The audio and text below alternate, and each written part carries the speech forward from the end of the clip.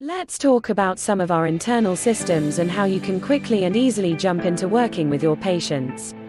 We begin with our main patient hub and where you will find everything you need.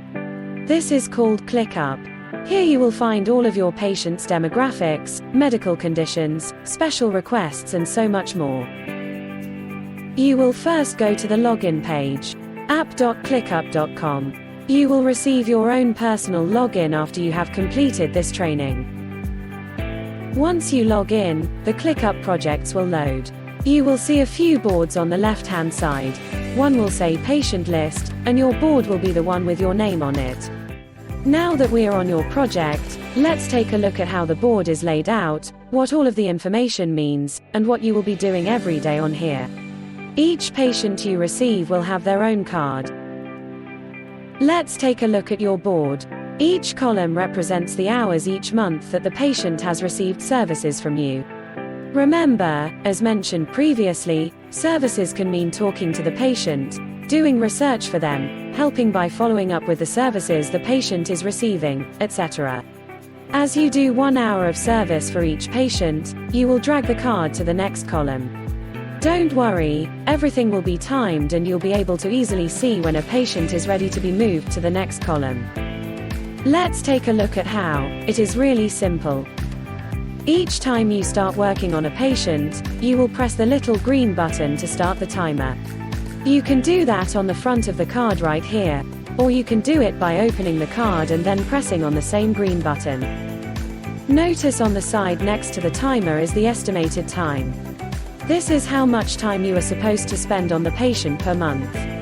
The default will always be 2 hours per month. If a patient needs less time, this will be discussed with your supervisor and the time will be slowly lowered each month. This will be covered in a separate video. If more time is required for your patient, you can also discuss this with your supervisor, and more time will be allocated as needed.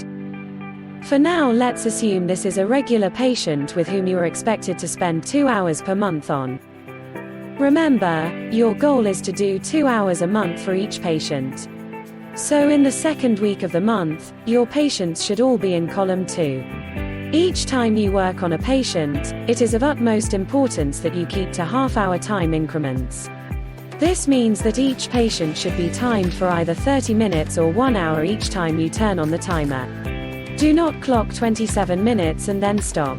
As you've seen in previous videos, there are always things you can do for your patient, such as research and follow-up, to ensure that you reach your correct amount of time increments.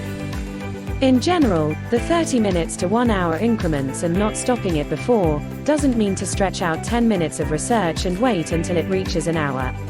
It should be 30 minutes of research. When you reach your 30 minutes or 1 hour for the week, you must click the stop timer button. When you see you are over 1 hour, you may move the card to the next column by clicking and dragging. This gives you an easy visual on how much time you have spent on your patients thus far. You can also press the Sort by Time Tracked button. Press the check mark next to Time Tracked one more time, so that the bottom arrow is highlighted. This will sort the patients by the amount of time you've spent on him, so that you can easily see which patient you are low on your hours for.